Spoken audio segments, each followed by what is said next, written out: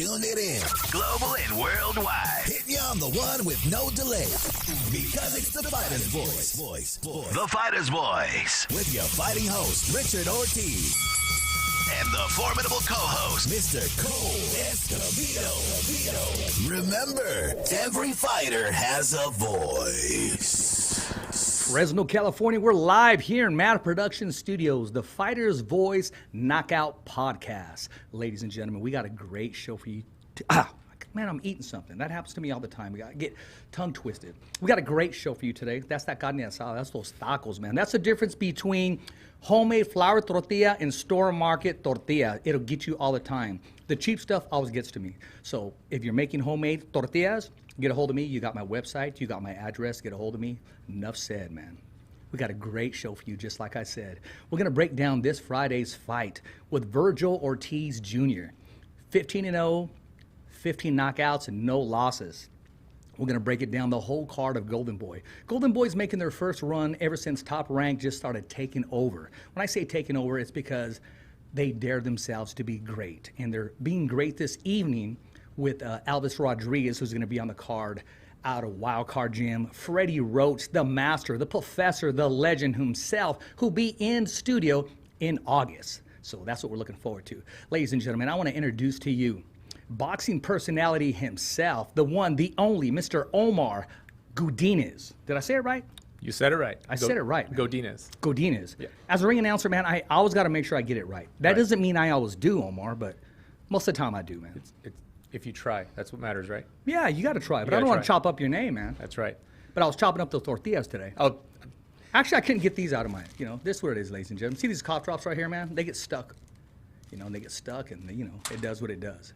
But, let's talk some boxing, man. I mean, we've been talking about bringing you on the show for a while now. You're here. You cleared your schedule, which I appreciate, man. Let's break it down because tonight, as we're speaking, people are watching Top Rank Boxing live.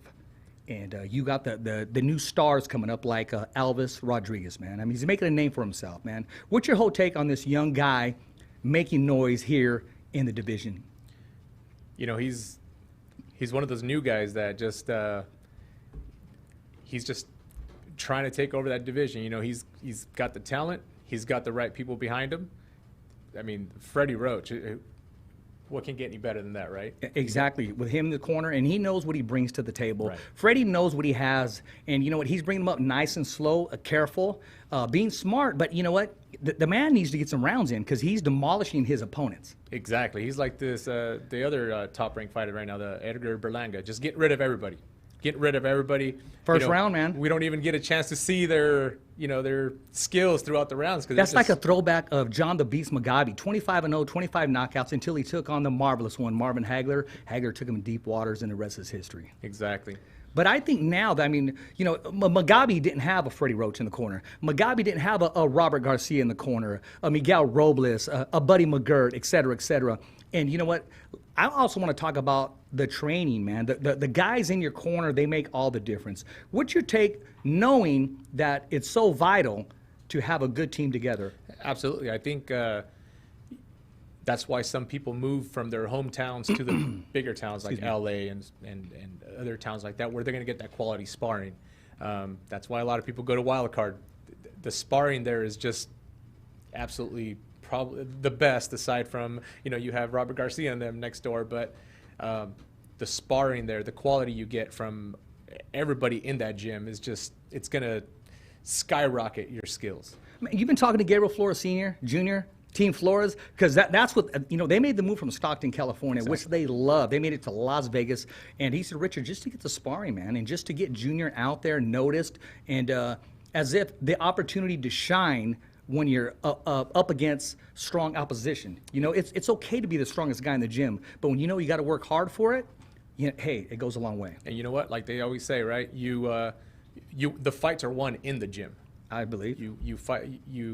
You get all that quality training out of the way. Once you get to the ring, it's just like second nature, right? Second nature, man. You know what? Let's talk about, again, Virgil Ortiz. And talking about the corner, man, I mean, the gym that he's working out at, Robert Garcia's Boxing Academy. Now, you get to see, well, we don't get to see, but the sparring that goes on there, Virgil Ortiz, Mikey Garcia, Jose Ramirez, and they even mix it up with some big middleweights. The who's who, you never know who's going to walk through those doors.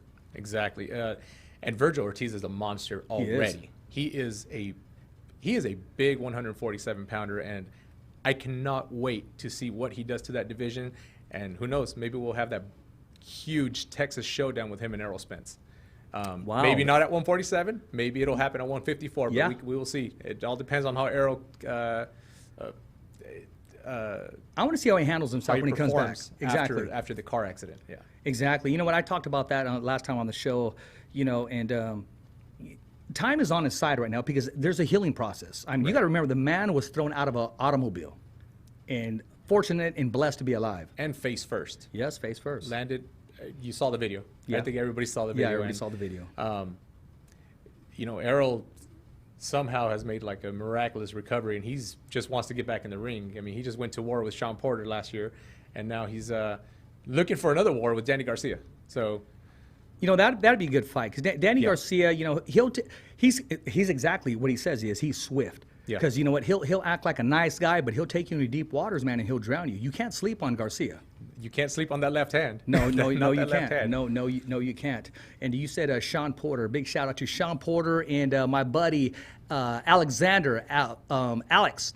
Styles make fights, man. You keep making those styles make fights. Bring that gear over here. Send it over here to the Fighter's Voice. We'll rock it. We'll talk it. We'll be it. We'll live it, and we'll rock it again, man. Like I want to say. So Sean Porter, he's a guy in the welterweight division. Right. If I was a manager, if I had a fighter, I would avoid Sean Porter because he's going to make you look bad. He's going to force you to fight. He's going to come in with his head, and he's going to be pushing every second of that fight. He's got that football player instinct. He played football. You know what? You're the second person to tell me that this week. And he is a big shout out to Shally in Stockton. That is a tough customer to anybody. I don't know. What'd you think about the Sean Porter and Ugas fight? Did you watch that? I watched that fight. I watched it over and over again. I had my mixed reactions about that. Right. I did because I also had my mixed reactions about the style that he chose to fight. Yeah. Stick to what's working, man. What's working is that brawling, that aggressive, that tenacity, that pedigree that you have from his dad, because his dad's an OG right there. And I think a lot of it had to do with Ugas being who he is. He's a Cuban. And everybody knows about the Cuban boxing school, right? Yeah. They bring that into the ring, and it confuses a lot of people. Yeah. And Sean Porter, I think he tried to brawl, and Ugas just didn't allow it and tried to box him. And no, man. I mean, hey, you got to know when and where. Yeah. And you got to know how to transition. And speaking of transition, man, I'm looking forward to Jose Ramirez. Rumor has it he's going to be stepping in the ring in August. There hasn't been an actual date, and I even heard rumor that it may be around the corner. I'm not too certain exactly now with this coronavirus going around, but we're talking about a man who's been putting it on, and then they turn it off, putting it on, and then turning it off. But he's always in shape. He enjoys the gym, but most of all, he enjoys fighting tough opposition, man. What's your take on the return of Jose Ramirez? It's been canceled, twice now, right? Victor Postol, they were going to fight in China in January. Yes. Got canceled, and it was scheduled here for May 8th, yes. I believe, May 9th at the Save Mart Center. That got canceled. But Jose's always ready. Jose is always ready. He's always training. He's still hungry, as if he were not the champion, as if he didn't have two belts, right? Yeah. I favor Jose in that fight. I believe he will beat Postol. And listen, I look forward to... Postol's a good jab, though. He's happy. It's not going to be easy task. No, not at all. Not at all. Absolutely not. But I do look forward to him winning that fight and maybe that showdown with Josh Taylor, get all the belts and move up. Well, I tell you what, man. If he doesn't get that showdown with Josh Taylor, I know somebody who's just going to go over there and just fight him himself. And I'm talking about, man, his manager, man, he's just animated. Rick Meridian, man. If Jose don't get the shot, Rick's gonna go over there, down to the UK, talk to Eddie Hearn, talk to him all and say, man, bring your boy out here. I'll get in the ring with him. Because I think right now, Rick needs to fight. Rick needs to do something, man. He has all this energy. He's cooking and stuff and making jokes and whatnot. I mean, he's like a shark out of water. He just wants to bite everything in sight. And you know the beauty of Jose, he'll fight anywhere. Yes, he will. He'll go to Josh Taylor's backyard and he'll fight him there. You know what? Yeah, we talked about that, and I think, he would go down to the UK. He would welcome it. I mean, Pro Grace went down there, and it was a good fight. He went down there because he had the confidence thinking he was going to knock him out. And he put a good account of himself. It was a very close fight. Excellent fight. Honestly, I didn't think it was going to be that way. I thought Prograis was actually going to stop him, and Josh just showed something else. You know what? I'm going to say it here, man, and it is what it is. Josh fought like a Mexicano. He did. He did. Tough dude, man. He was not backing He was not going to down. be denied that night. Exactly. He had the body punches going and everything. But you know what? They showed respect at the end of the fight. Yes, they did. They started talking trash afterwards, Yeah. but it's all right. Yeah, that's part of it. But see, that's one thing about Top Rank. They want to make the biggest fights happen right now. So what do? They go sign Josh Taylor because we want something to materialize in the 140. We control the 4 belts now. Right. So the winner is going to, take on our 147 pound for pound, and that's Bud Crawford.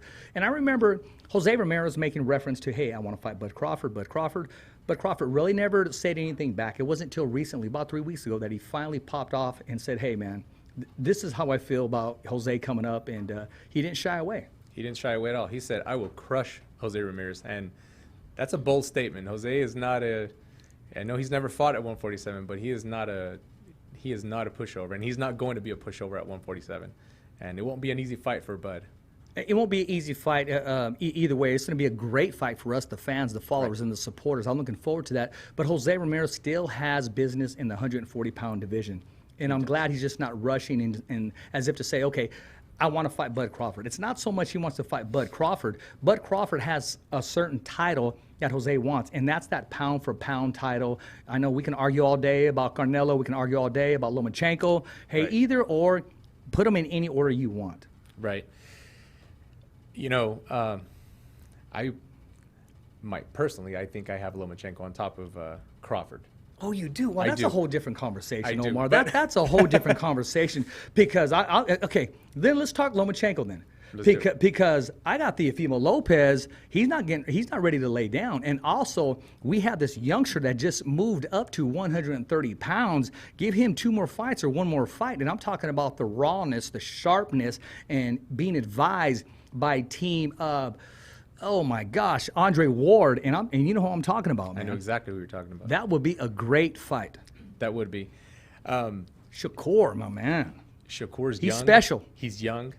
He's fast, lightning fast. He's Mayweather fast when he He's was special, in that man. weight class. His defense is, I think he's got the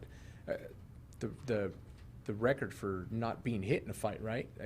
This guy doesn't. Well, get hit. he's very elusive. He has a great technique, and he has some God-given talent, man. He doesn't get hit. I think in one round, in one fight, he got hit like 7 times. You know, Yeah. He's got the Mayweather defense, but possibly even better.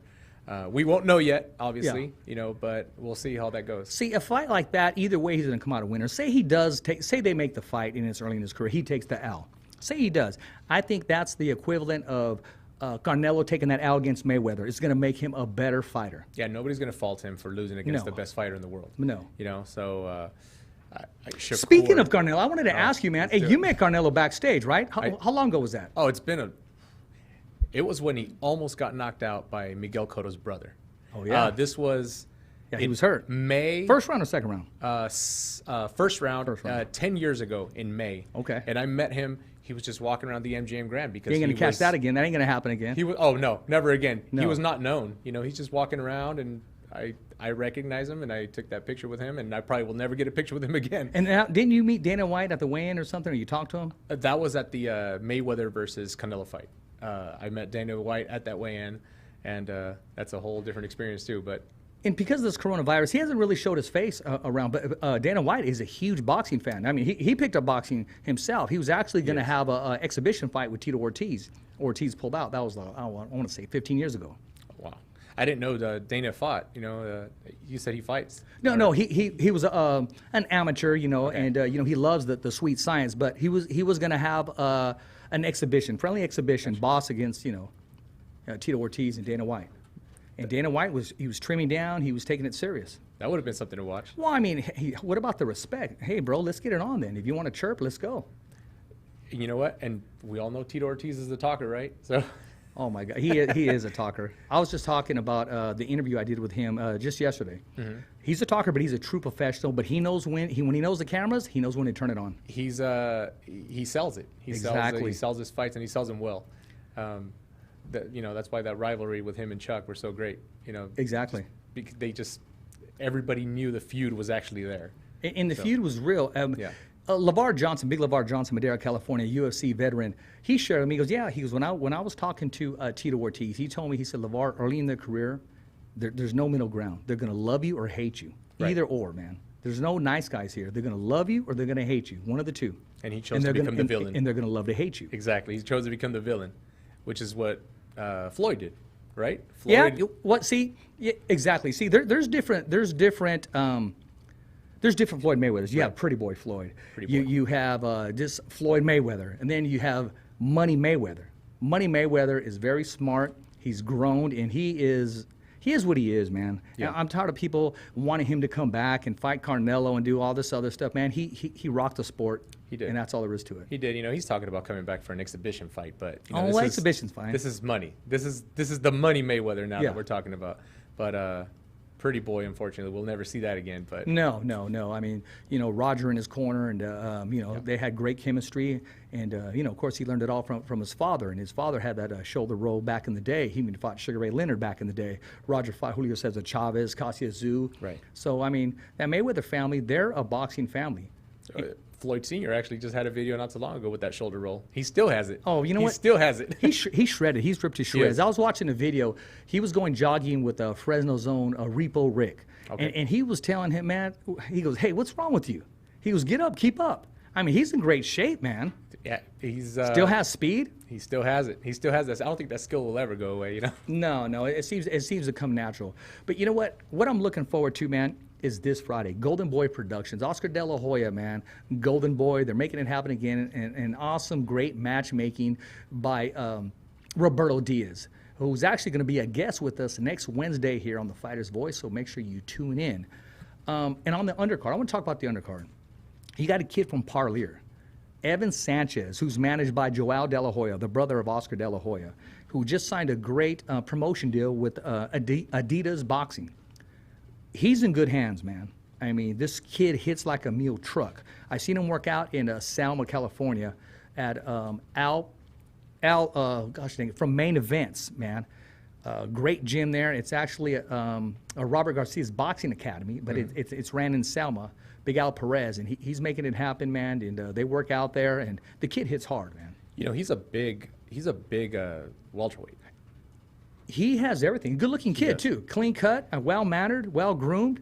He's the real deal. He actually speaks to my daughter. She was on FaceTime with him on Sunday night, I believe. Yeah. And he actually went to my house for a Canelo fight to go watch it. And I looked at him and I said, "What's your weight class?" And he said, when he said welterweight, I looked at him. I was like, "Yeah, how are you making welterweight?" But he's a big kid, and that's probably where he gets all that power from.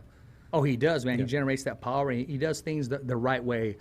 His father, Omar, has put him in gloves since, I believe, the age of 6 years old. And, that whole family's class act. And we'll be rooting for Evan Sanchez come this Friday, representing Parlier. He's rocking the green. And I saw the inside joke. Omar says, only people from Parlier would understand. And we understand, man, because we're supporting Golden Boy's upcoming prospects and contenders, man. He's got a good future. No, he does. He does.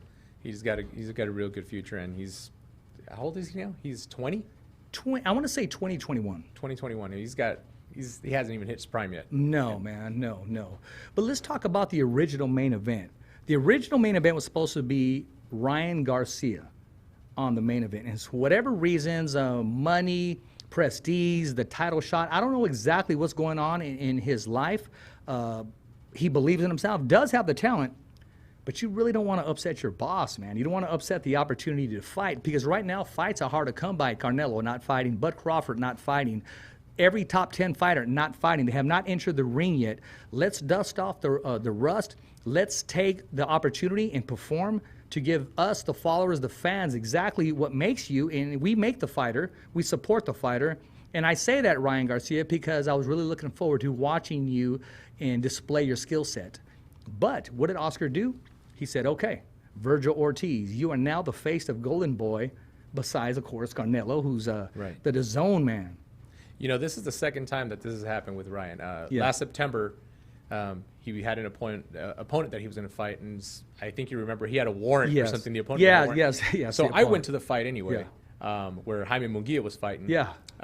So That was canceled. And now July 4th was canceled. But in between there, he signed what he claimed to be the biggest contract there was. And everything was supposed to be fine and dandy. Everything was great. And now maybe they didn't offer him as much money as he wanted, but you have to fight. There are no fans out there. Yeah. And your skills, not that they're diminishing, but you have to show the skills in the ring. Let him blossom. And what I'm saying is he has the same kind of star power as every fighter in that division that's holding a belt. He doesn't hold the belt, but listen, you're going to hold the belt if you put on a great performance. Exactly. You have to stay active in this sport of boxing.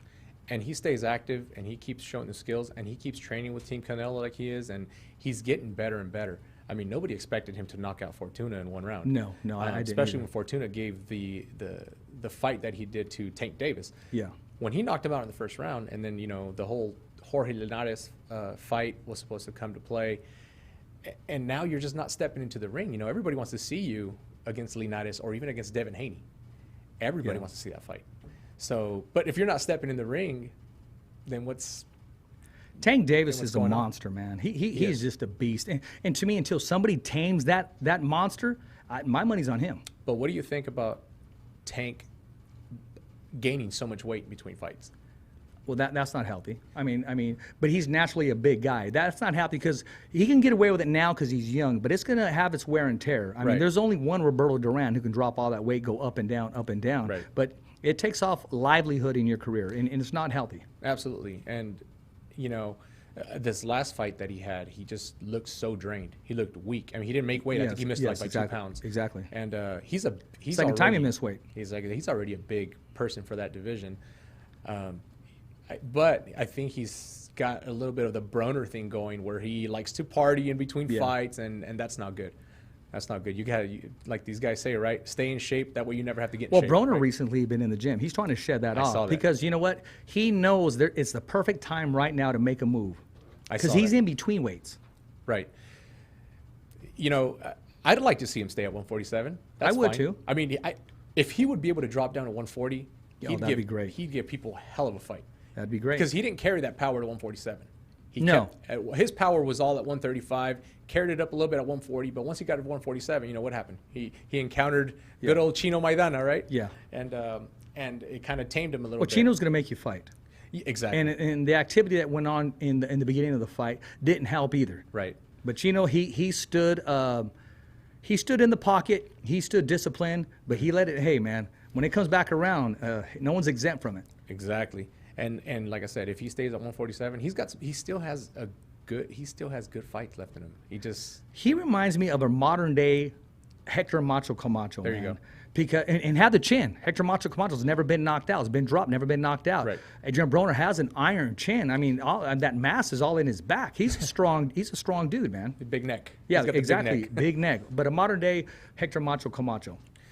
Yeah, and like I said, if he stays disciplined and he keeps training, he still has a future, So we'll see what happens. I like to see him do it now, Omar, because he's the type of fighter that I believe 4 years out of retirement he'll want to come back, like Camacho. Yeah. And then I hope he doesn't take a fight that he shouldn't take. Right, and gets damaged. Yeah, exactly. And that's that longevity, man. He's a likable guy. I think if he tames his act, I mean, I would love to see a disciplined person on the microphone commentating. I mean, he knows exactly what's going on in the business inside and out. Cincinnati, they don't come any tougher than my man. And he's actually a very nice guy. Ali Setback said recently, he said, there's a lot of things people don't know about him, about Adrian Broner. Right. A lot of things that he does for the public. A lot of things that he likes to do and give back to society. But, of course, the media is just taking over. And I got to side with Ali Setback this time because the media's just going crazy now. They are. I mean, heaven forbid. I know this is off the subject. You can have a plane crash. The plane will crash, and the media say, "Oh, they all died from the coronavirus." Exactly. And that's a whole different conversation there. Right. But since we brought that up, man, Jamal Herring, Simplify, tested positive, was cleared, walks into the bubble, test positive again. But yet they let him know that he's eligible to fight in late July, if possible. I don't understand exactly why they won't give these champions or these fighters that bust their butt, punish their body, and say, you know what, we're going to give you a second test right now, just to make sure. Well, they did give them the second test, right? Yes. And then it came back negative. Exactly. Why didn't they let him fight? That's what I'm saying. It's not like, okay, it wasn't your turn. We're talking about a fighter and preparation of the fighter. Right. Doing what needs to be done. The preparation, being professional, cutting the weight, the sparring, the long hours. And plus, you don't get to see your family. The situations that we have now really can't go outside. Right. And yet you don't give this guy a second opportunity. But yet, if there was a PGA tour or a golf tournament, we definitely do that. And I understand. They have to take their precautions, and they don't want to contaminate it on the off chance that somehow that second test was wrong. They don't want him bring him in and possibly contaminate everybody. I get that. I understand that, but when it all comes down to it, this virus is just it's messing up a lot of things for a lot of people. There's a livelihood for a lot of these guys. Exactly. I agree with you there. Yeah. I do. It's just I just wish at least we would give them a second opportunity before we have them exit from the bubble. Right, and well, I hope that this time his July fight will stick. I do too, man. I mean, he reaches out to me, we communicate, and he's happy-go-lucky, man. He doesn't let that disrupt him or his family, being a father, being a husband, being a true professional, being a Marine, and just being a good person overall. He is a humble person, I actually got to meet him at the Veterans Hospital. Oh, okay. And he was giving away tickets to his fight and stuff like that, and just a good guy. And I've sent him messages on Twitter and stuff like that, and he's replied. He replies to everybody. He's just one of those guys, He does. We had an interview, I want to say about 2 or 3 interviews ago. He said, Richard, everybody that I follow, when it's their birthday, I'll take my time and I'll say happy birthday to him. Yeah, he's a good dude. He's a good dude, and I hope he has that fight in July, because I know he wants to fight. He's been ready. And let me tell you, him training with Bud Crawford is only gonna make him better. I like the do's and don'ts about that. Well, I'll tell you what I like about it is the competitiveness inside the gym. Right. Well, my concern is sparring with a 147-pound monster. Yeah. And when he starts to get competitive, and we're talking about a monster. Yes, exactly. And when those right hands start to fly, that's the only concern that I have. But other than that, man, I mean, I love what he stands for in the sport of boxing. Right. And he's a likable guy, man. Well, I know you've probably had more conversations than a lot of other people, right, with him. Is he talking about moving up to 147? No, not at all. Not at all. He wants to try to unify and get those big fights at 130. Actually, his preference, and I'm gonna go ahead and say it, my man, is Santa Cruz. Okay. So why not go for the gusto, man? You're gonna swing for the fences. Right. And I mean, I think they're trying to make the Santa Cruz and Tank fight right yes, now, right? Exactly. So what do you think about that fight? You don't think Santa Cruz is too small for Tank? I think he is, but I think a lot of questions will be answered. I think he is, but I don't want to downgrade his will. Right. If there's going to be a style, absolutely. If it's going to be a style. Now, if he can eat that right hand, Tank, I'm going to say it right now, Tank is in for a long night, because he will get taken into deep waters and he will get drowned. Now, if he can, if Tank can impose his will, then you're just going to see, hey, this man was a bigger fighter, stronger fighter. And I think if Leo goes in there smart and, I believe so. And uses his height advantage and his reach advantage, listen, man, and keeps him at bay. Listen. Yeah. Go in there smart. You talk about any Mexican fighter. We're talking about the Barreras, the Moraleses, and the Salvador Sanchez, Julio Cesar Chavez. As soon as they get hit, they turn into Holyfield, which just wants to hit you right back and go to war. Well, that's another great topic for this next fight that's going to come up tonight, right? Oscar Valdez is fighting tonight. Yes. If coming off that broken jaw, my man. Oh my goodness, you can't question. I was actually there on that fight. Andy Vincent was on the undercard. Yeah, I remember you were there. I can't imagine what it's like to fight with a broken jaw. Kenny Norton, man. Paulie Malignaggi fought with Victor Ortiz. Victor Ortiz did. Paulie fought with a broken jaw against Cotto. But if Oscar Valdez wins tonight, which I believe he will, what's your take on it? I do not want to see him fight Burchell. No, I mean, because the style's not going to match up in his favor, because he just loses all the game plan and just leaves his chin out there and says, come on, let's swap. And you can't do that nowadays. You got to be smart. You got to get on the bicycle and be elusive. Canelo don't sit there and swap. Canelo is a boxer, puncher.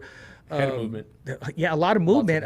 Well, there's a lot of Floyd Mayweather and Canelo. Yeah, absolutely. I think he learned a lot from that loss. Absolutely, along with a lot of Julio Cesar Chavez, the body. Yeah. But He took all the strengths of the best fighters, and then you have a Canelo. And you know what? I think you're right. This goes back to the Leo and Tank fight. Oscar Valdez doesn't know how to. He's a great boxer, but he does not know how to keep it that way. Once he gets hit, he wants to just engage. And Burchell, that monster is not a person to engage with. Omar, if you souped up your car and it drives great, okay? Right. And somebody says, no, don't do it that way. Try it this way. You're going to say, no, this works for me because I'm able to drive faster. I'm souping it up the way I know how to do it. What does he do? He's going to be him. He's not going to change anything. He's going to go back to his old ways. Exactly. And I just want, like I said, if he can eat that right hand and say, okay, I'm here. I didn't go anywhere. I'm about to take you into deep waters. Then we're going to really find out. The winner of that fight is going to say a lot for the division. Oh, absolutely. But I like the fact that he's stepping up and taking the fight. It's not as, Mikey Garcia took on Spence, answered a lot of questions. Okay, yeah, he's the bigger guy. And everybody was avoiding Spence. Mikey called him out and said, let's go in your backyard. Well, people just thought Mikey was going to get just knocked out. Yeah, demolished. I'll tell you what, he showed that chin. Oh, he did? He showed that chin. He was, he fought a way bigger guy. And that's just when it comes down to it. A way bigger guy in his prime. It wasn't just a bigger guy. Mikey don't brag too much, but if you put him in a corner, he's going to let you know, I'll knock your ass out. Yeah. Because Mikey has street. Yeah. He does. He's cool down to earth, man. Oxnard, man. No, he is. He was actually giving a fight lesson to a rapper that he had on Instagram. Okay. He was telling the guy, look, man, if the guy's already saying, this is what he says. He goes, hey, if he's talking shit already, he's already throwing hands. So just hit him. What are you going to let him set up and say, okay, we're going to fight now? He already engaged because he's talking shit to you. Right. Don't let him And get in Mikey your face just like said, that. boom. He said, this is when you hit him. And the guy goes, okay, like this. He goes, no, like this. And then that, Mikey, that playground kid that was not going to be bullied came out. And that's the way Mikey handles his boxing matches and his business. He hits you right in the face. And I'm talking about the success, the opportunity, and sometimes he'll wait it out to make the best decision for him. Mikey is a free agent, and he did it his way. Right. And what do you? I know you have a good relationship with Robert Garcia and the entire family. What is Mikey's plan right now? Do you? Or are we not? Mikey's plan right now is he's going to take another fight at 147. He's waiting for that Manny Pacquiao fight. That is the one that a lot of people are waiting for. Sean Gibbons, we went back and forth and said that would be a great fight, which means, okay, I'm not opposed to it. Who handles Manny Pacquiao promotions? And, I had Mikey Garcia on the show, and he was very excited. He said, I'm going to call him right now. But what's holding it is this whole coronavirus. Right. That fight needs to bring in the excess dollars that's entitled to both fighters, and that's going to be an open market. It has to be a live crowd.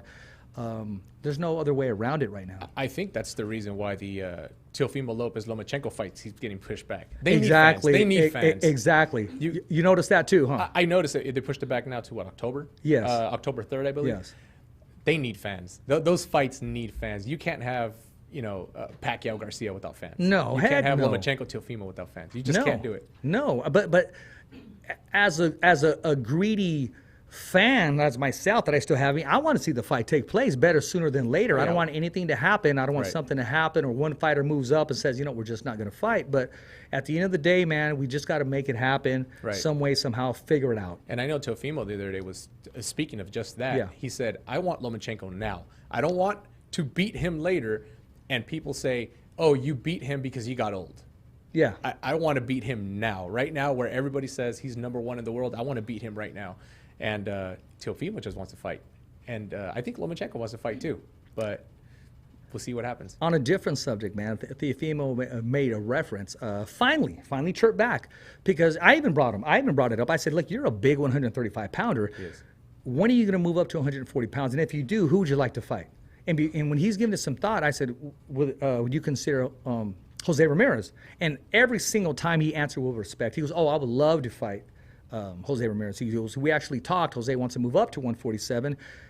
I was full of respect. Now, I don't know what goes on behind closed doors or whatever, but I didn't hear Jose say this, but it was quote off an interview that Jose said, well, someone brought that fight to me and said it wouldn't go the distance. Right. And Jose rarely says anything that crosses path or that offends a fighter. But every once in a while, you got to remember, Jose's a fighter, and he doesn't back down. Right. I mean, look who he spars with, man. I mean, being Jose Ramirez and you spar Mikey Garcia every day and Virgil Ortiz, I mean, come on, man. It doesn't get any better than that. Your tools are sharp and you're ready to go. I believe Rick made a comment of that, right? Rick Merigian? Yeah, Rick? he makes comments all the time. Right, man. he made a comment about that. I think Teofimo made a comment also, and Rick may have spoken about it, saying that, that this is no fight. Ramirez would knock him out in, I think he said 9 or something like that. That's his manager. That's fine. That's fine. But Jose would take care of his own side. He's a full-grown man. Right. Yeah, he's not worried about that. No, not at all. And I think Teofimo is a big 135-pounder. He is. He's a big 135-pounder. But now we have Jose, who's probably on his last 2 fights at 140. Well, that's the plan. Yeah. And I don't want to say I will say it because he's a stablemate. Out of respect, that's why I think Mikey Garcia's best weight will be at 140. Oh, absolutely. I'm never going to second guess his moves at 147s as long as they're the correct fighter.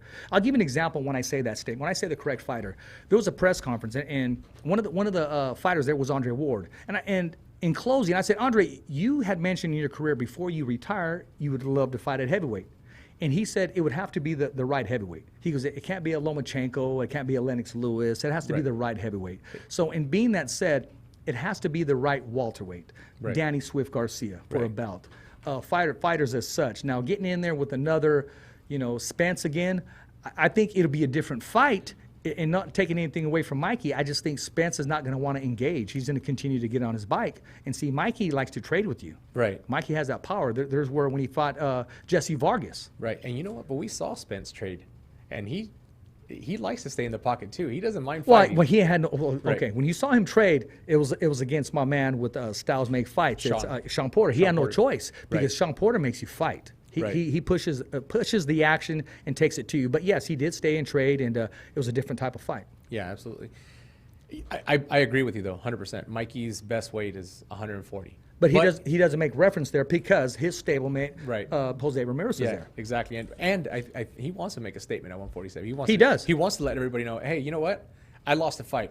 So what? I belong here. Yeah. I belong here. I lost a fight against Errol Spence. Exactly. Pound for pound, arguably one of the best in the world, and he showed it. It was a big stage. Exactly. But came back and took on another big welterweight, Jesse Vargas. He's a big man. Jesse Vargas is a big welterweight. Hell of a fight. I can't believe he dropped him like that. That was a good fight, man. Holy smokes. Man, I don't know where that right hand came out of, but I mean, he dropped him and he punished him a little bit. They were all cool until the stare down.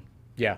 And then stare down. A different Mikey came out because Mikey, he'll laugh, he'll smile, show respect. Yeah. But when he knows it's time to turn it on, he's just a fighter. He's not going to give you any edge. He's not going to back down. He's going to let you know this stare down is part of the fight. Right. This stare down, you're going to take it with you. And you know what? It made it into a good fight. It made it into a much better fight than I thought it was going to be. Actually, I thought Mikey was actually going to sit there and box him. Yeah. And Mikey went in there to fight. Well, and at first he started giving up some right hands, which I had a little concern because you don't want to be at the end of those big right hands. Right. Mikey shortened the distance and made him come inside and drop that right hand. He was actually baiting him in, but Mikey was eating that left hook, but he started to counter and feint with it and made the adjustment. I'll tell you what, I didn't think it was going to happen that way, only because Vargas had just fought at 154. Yes. And he came back down. So I personally thought Vargas was going to be a little strong. Well, Vargas got paid to come down. So he did made some get paid. good money. He get paid. Yeah, you're going to come down. You're going to push those pizzas and coronas away. You really are. The Godinez, that's right. Yeah, that gets stuck in your teeth. I'll take that all day long. Hey, you know what? Anytime. Anytime. What fight would you like to see Mikey at 147? At 147, I would like to see Mikey, of course, and Manny Pacquiao. That fight doesn't happen. I'd like to see him against Danny Swift Garcia for a belt. Well, they were going to make that fight. Yes, they were. I mean, what happened to that? It just... Danny Garcia, there was not going to be a bout at stake, and Danny Garcia wants to fight for a belt. Right. And Mikey's only taking big fights, man. He's not there's no tune-ups. Mikey's at his career where he's earned it. Hey, we're taking big fights. I'm the A side here. Let's make it happen. You know, or you can call me other than the A side, but I see myself as the A side. You know what though? That belt or not, that fight with between Danny and Mikey brings a lot to it does. It brings money to both. Because guys. you're going to see the Mexicanos and Puerto Ricans. Oh yeah, absolutely. Even though Danny's real flashy and he's exactly what his nickname is, Swift. He is. He's a cold dude, man. I seen him in Vegas. He's a smooth dude. I'll tell you what, man. I like Mike. Danny. He's Danny cool. Garcia. He's cool. He's down to earth. I even like Angel. I love. I love his Angel. dad is something else. But he is. He's pretty swift. He's what's he always doing? His Tony Montana things, right? Oh, he's always doing that. And the way you see him, Yeah. I mean, he's like that. He's there with his freaking $500 jeans, Yep. $1,000 T-shirt, and just rocking, just being himself, man. Exactly. Angel's the one that's just kind of kicking back, but keeping eyes on him, making sure, okay, everything's cool. Exactly. And you know what? Even the fights that Danny lost, you can argue. You can make an argument. Yes, you can. You can I make was an very argument. surprised that Keith Thurman outboxed him. I was very surprised. Yeah. That was probably, in my opinion, one of Keith Thurman's best performances. I'll tell you what, though, man. Danny has a hell of a chin. He does. That guy can. You know what fight I 100% thought he was going to lose, and I was there? Him against Lucas Matisse, and that dude can take a Oh, punch. man, I was surprised. He can take a Danny punch. made a statement that fight. He did. He showed everything, and he dropped him. You know, Yes. he dropped him Yeah. in the 11th round, I think. But that showed me the chin that Danny Garcia had, and he took that chin up to 147. He's Yeah. taking the best punches from, the hardest dudes. Yeah. And I mean, it seems like they don't even phase him. No, and he's a piece of the puzzle that gets often gets overlooked. I will say no. I don't even want to go there. He's man. from Philly, man. Yeah, he's from Philly. He's from Philly. I'll go there on a comment. Once Jose moves up to 147, then I'm going to release some video on a conversation that I had with Danny Swift Garcia. Now's not the time because I'm not that guy. Gotcha. We just got to wait talk about it. and just know that it's there. We're gonna have to wait now. Just know it was there and the comment was made. Tune in, right? Yeah, Tune in. absolutely. Tune in because you never know what's going to happen. Yeah, that fight would be great. I'd love to see that. But is that a fight that has been talked about? Well, it has been talked about, but it's mainly, like I said, Manny Pacquiao and Mikey. Manny Pacquiao has also been spoken with Bud Crawford. Right. And also Manny Pacquiao's in it. Everybody wants to fight Manny because when you fight Manny, you're going to get paid like you never got paid before. And a lot of people want to fight, Mikey Garcia too. I mean, even Regis Prograis, he said, I wouldn't mind fighting Mikey. Right. Well, Regis has been talking about Broner too, so that might be good. Well, at first Broner started talking about Right. him. His whole thing, Regis, the last time I spoke to him, his whole thing is, look, man, I don't care who it is. Before I move up to 147, I want the belt back at 140 pounds. I got something to prove before I move up. Yeah. I don't want to move up and then have to come down.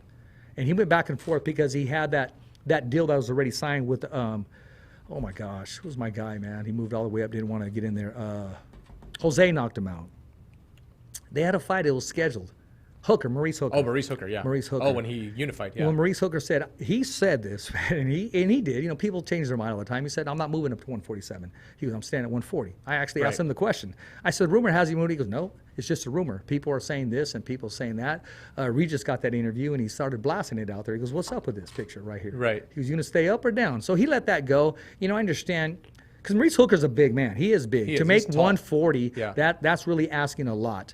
I see him. He's doing very well at 147. He's going to be stronger in being able to use that right hand and that jab that he has. He reminds me of like a Robert Easter, just tall, Yeah, he does. thin, lean. He does. But he's a big dude. And he can fit into a lot of weight classes. He does. He Yeah. does.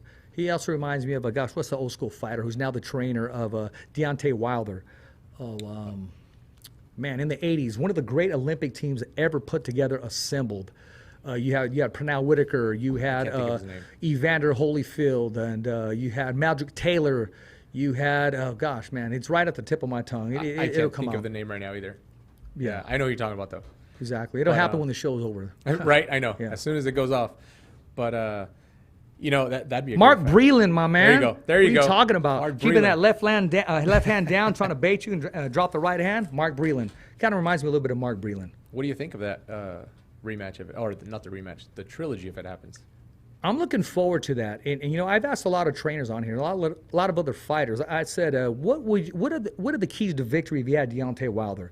What can he improve on? What can you fix at this point? So, it's always been his balance, but nobody really made a big deal about it because he continued to win. I know he overly commits himself in that big right hand, but when he lands it, I mean, it's there. And see, one thing about Tyson Fury is he got in his head, man. He really did. He got in his head. He did. He did, and that played a big role, a big effect on there, and he was the bully that night. I think he got into his head in the first fight when he got dropped twice and Deontay just saw him get right up. And he was like, man, oh, that shit. that is, just to get up like that, I Yeah. mean, wow. He was out, and just muscle memory, where did that come from? But I'll tell you what, man, I did not expect that demolishment from him on the second fight. I did not expect Tyson to just throw him around like a rag doll.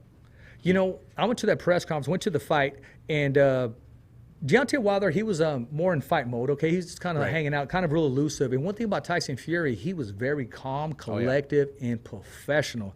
I mean, he is a true professional. I don't know how he does it. It's stone-faced. He knows when to turn the camera on. And when you look at him, you see this big guy. He looks slim in person. His face is trim.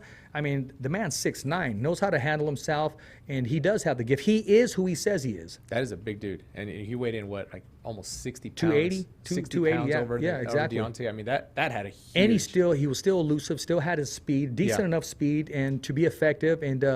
he caught Deontay at the end of those punches. Well, like he said, he's like, a guy my size shouldn't be able to move this way. This guy moves like he's a lightweight, You know, I've said it before. He's the Larry Bird of boxing. Because you see Larry Bird and you see this guy and you go, oh, this guy ain't stopping me, or this guy's not going to do nothing. And before you know it, he's stripping you, hitting threes, and you're looking up in the air and you've seen another championship banner. Right at your face. Right in your face. You see Tyson Fury and you're thinking, that's not the ultimate heavyweight. He doesn't look like a heavyweight. And then this guy's moving, very agile, and then he has some pop. You got to remember, gypsies were born to fight. And that weight, you can't punch and have all that weight and you not feel it. You're going to feel it. The thing about it is, Omar, he punches down on his opponents. He does. So that gravity, you cannot mess around with gravity, man. There's that force of nature. I think that was he is the true gypsy king. I think that was one of the biggest things with Deontay. He was always taller than everybody else. Yeah. And when he fought Tyson, he's now looking up at this other. I mean, Riddick Bowe, he had to look up to Andrew Galata or face to face, and he gave him, except for them low blows, man, which was crazy. I mean, he finally had to fight somebody and look him straight in the eyes. Yeah. Bones Jones' last fight in the UFC, he's looking at this cat straight in the eyes. Like I said, Tyson Fury was the bully that night. He was. He imposed his will. He was, and I don't know how much the training in Detroit had to do with it, but he brought that Kronk stuff with him. He brought the Kronk. Yes, he did. He also brought something else too, man. If we were on the Fighter's Voice Kick-Ass podcast, I'll talk about it. But I'll talk about it anyways. I remember he did an interview. I'm not sure if it was with Michelle Phelps. He says, I do this 7 times a day. Oh, yeah. I guess it must have worked, man. I remember that. But he did, because I was at that press conference. Part of his workout. Yeah, it is part of his workout.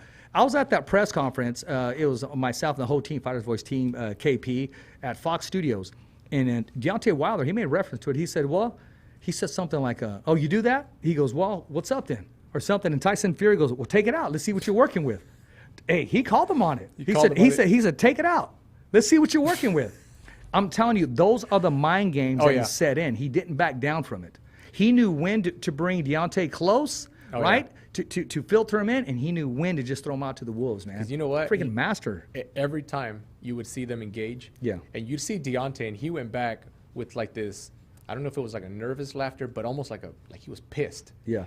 While Tyson just walked away laughing and having a good old time with the rest of his family every single time. Exactly. And it never changed. Exactly. When Deontay lost it and pushed Tyson, instead of saying, don't get in my space, he already won. I got in your head already. He had it in him already. You have no control. Exactly. And those are the mind games. Those are the Sugar Ray Leonard mind games, Roberto Duran mind games. And you look at those games over and over. Muhammad Ali. I mean, you take it with you, man. Whether you don't want to or not, it's there and it's growing. It's affecting you because you're just like, man, I don't want to hit this. Or if he comes here again, I'm going to hit him. And now you're not even fighting your opponent. You're fighting yourself. Absolutely. Well, what do you think about this Friday? How fast does it end? Because I think it's ending quick. I think it's going to go 5 rounds, man. I think it is. Virgil Ortiz, he's on the big screen. He's on the main event, and he wants to make a good account of himself. He wants that opportunity. You got to remember, Virgil Ortiz also made reference, hey, I want to fight Bud Crawford. And Bud Crawford needs to think to himself, they all want to fight me because they all want to be me. And they're not calling out any other 147-pounders. They're calling out Bud Crawford. And I think Virgil, even now, has a hell of a chance against Crawford. That'd be a good fight, man. But I'm going to say this. Bud Crawford, he's a whole different type of animal, man. I mean, he is just – he's an ex-wrestler, so he knows that discipline. He's very competitive. He likes to stay in his zone. He doesn't really care too much for enticing interviews. Right. He's going to be himself, and he's never shied away from being himself, whether he's talking to Max Kellerman or the Fighter's Voice asking him for an interview. Right. And, I think he was on a show the other day when he was talking about a Max's show. Yeah. Max Homer show. He was talking about, I think he even mentioned Jose Ramirez. And that's when, and then I think he tweeted afterwards, like, I'm going to crush him. And all. Wow. That's bold, man. But Well, you got to remember, Yeah. I mean, stablemates. I mean, when Jose fought Maurice Hooker, he came in the ring with Maurice Hooker. yeah. Oh, yeah, exactly. But just months before, he went to the ESPYs with Jose Ramirez. Right. Well, top rank, but at the end of the day, and stablemates, fighters, they're going to be true to their gym and to their colleagues and to their stablemates, man. And I get it. It's a business. But even coming out of the Olympics, they knew they had the possibility of facing each other. Absolutely, and when you get to the pros, you just want the belts. It's kind of the problem that he's having with facing Sean Porter. He doesn't want to fight him because they're good friends. Yeah. But man, when you guys are the top guys in the welterweight division, unfortunately, you might have to fight each other. Yeah, you know what? I may want to see I'll watch that fight, but I want to see different matchups other than that. I mean, I'd love to see. When I was talking to him, he said, okay, I talked to him at the weigh-in of Jamal Herring, and he said, we were talking about weights, and he says, who should I fight? That's what he tells me. And I said, well, I'm not going to say Garnelo like everybody else is. Right. And I told him, so let me give it some thought. That's actually what I said. Right. I just want to shake your hand. Shook his hand, we talked a little bit. The very next day, I saw him at the fight. He was with Brad Goodman. And as I'm coming in, I said, Danny Swift Garcia, he's a good fight. He said, we got to break that. He actually mentioned Danny the other day. Yeah, he said, good fight. He said, Danny and Errol's supposed to fight. That's not a walk in the park for Errol. But I would love to see that fight. You know what? Honestly, I'd like to see. He didn't talk trash on him. He respected that name. I'd like to see Danny fight anybody. I like Danny. Yeah, I do like too. Danny a lot. I like what he brings. Yeah, and you know what? Right now you mentioned him. Oh, go ahead. No, a lot of people don't know Danny Garcia's his dad's testimony. And they just see this hot-headed dad, and a lot of people hate him. They don't know that he was battling with cancer. He kicked cancer in the ass. And every day that he wakes up, I mean, it's a victory for him. Right. And he didn't shy away from it. Right. And they have a good working relationship. Oh, they do. Angel Garcia doesn't have that father-son thing in the ring.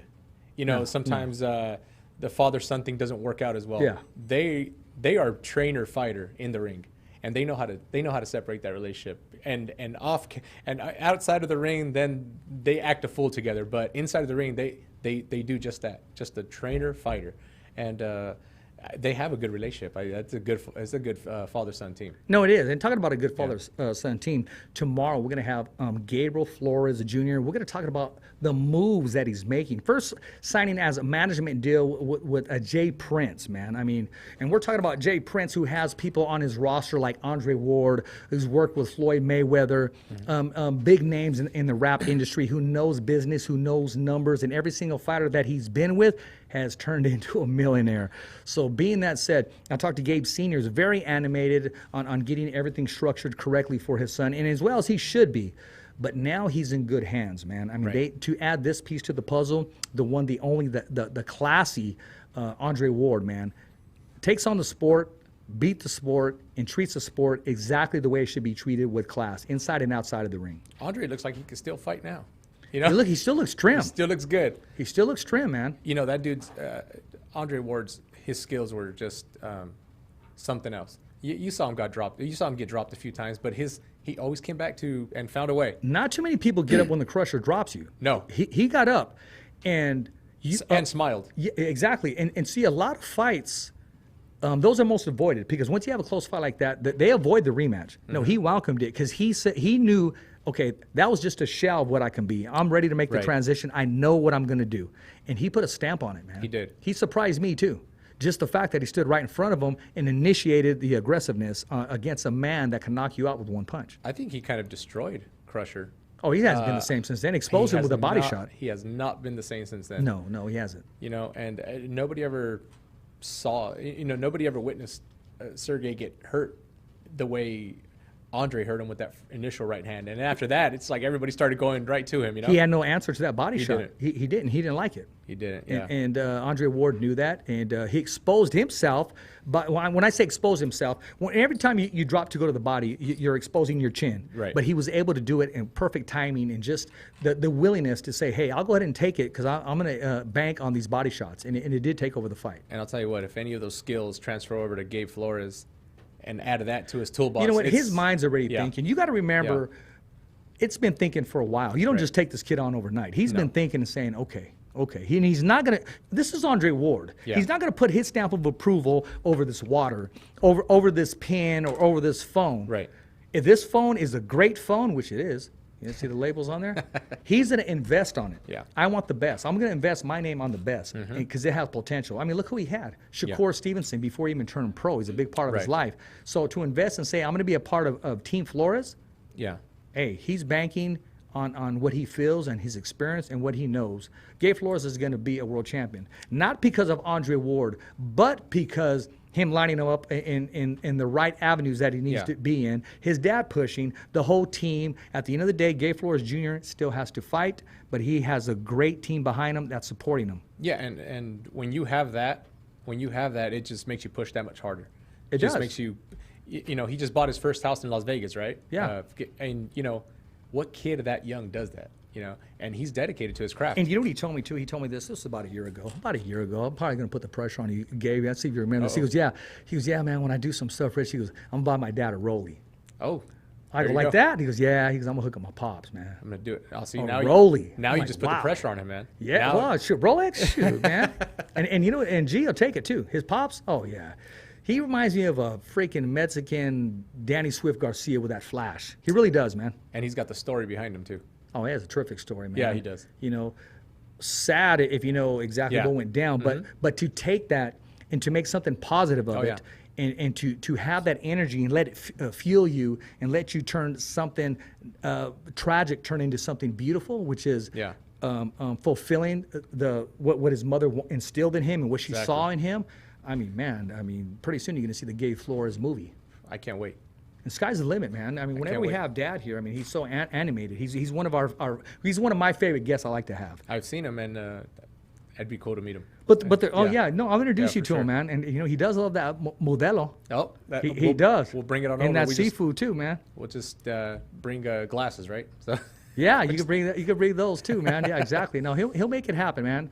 But whatever he says, it usually pretty much happens, man. Yeah. And you got to remember, he's making some moves, and he's going to make a lot of people happy in these moves. But the most important people that he's going to make happy is his son, himself, and his team. So hats off to the big, bold moves that he's making. These are power moves, man. He's in a great place right now. Well, I can't wait to keep watching him and keep winning and watch him get the big fights, Just watch him get to that big stage because he's ready. He's sold out. He is the entire arena already. He is ready. Omar, I'm going to be serious. I had all these freaking notes right here. Yep. I mean, all these things we're going to cover. But it just went a different direction. And when I know it's going a different direction, I'm not going to move the pieces. Because if you got a nice jab, I'm not going to tell you shorten your jab just to draw that right hand. I'm going to utilize that jab. But being that said is because wherever the show wanted to go, there's where he went. I know, ladies and gentlemen, we only touched on a couple topics and we didn't get into detail.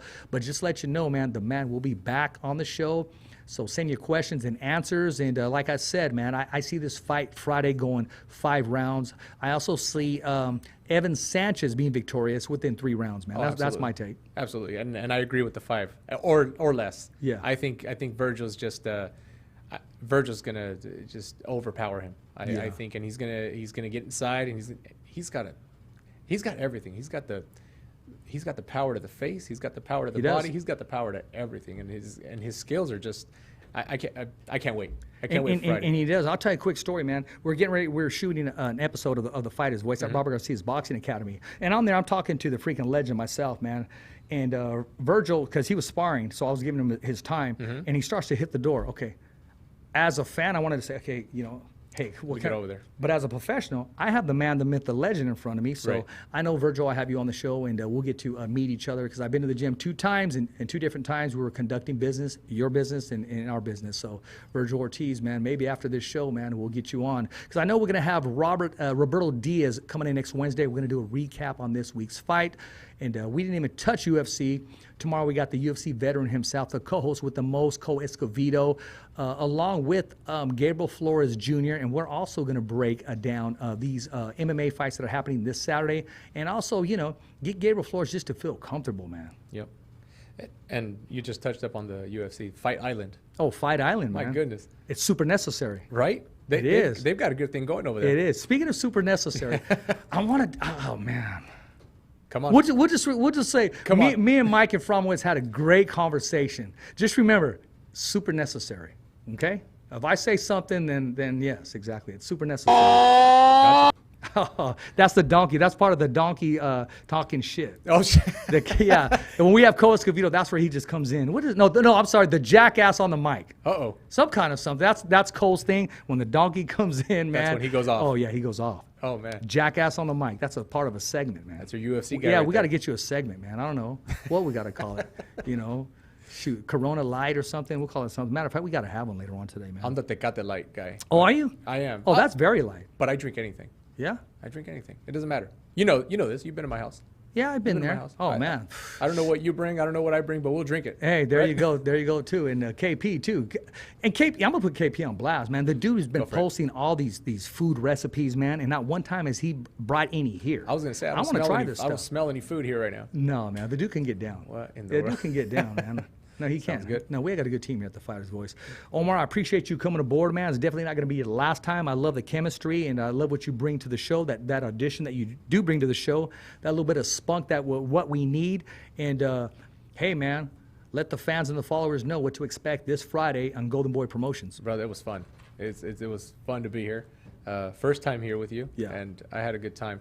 And I think Virgil takes it in 5 or less. And then we're just going to see him keep just plowing through these next couple opponents until he hits those pound-for-pound guys. And we're going to have some good Who do you fights. think he's going to call out first at 147? Oh, I think he's going to call Errol. I think he's calling him right. I think he's already called him out. But Wow. We'll see that. I think they want that huge Texas showdown.